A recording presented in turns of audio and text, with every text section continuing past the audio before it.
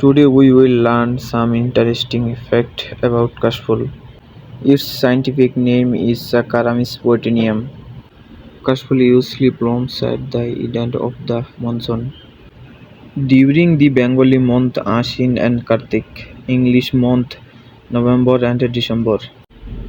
It is a type of wild grass with long green leaves and fluffy white flowers that sway grandly in the breeze. Kashful is a symbol of autumn in the Bengal. It represents peace, purity, and of the beauty of nature.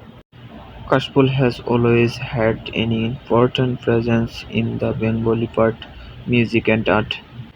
It's grown in the Bangladesh, India, Nepal, Pakistan, and other Asian countries. It is commonly found near river in the open field and in Char River Island area.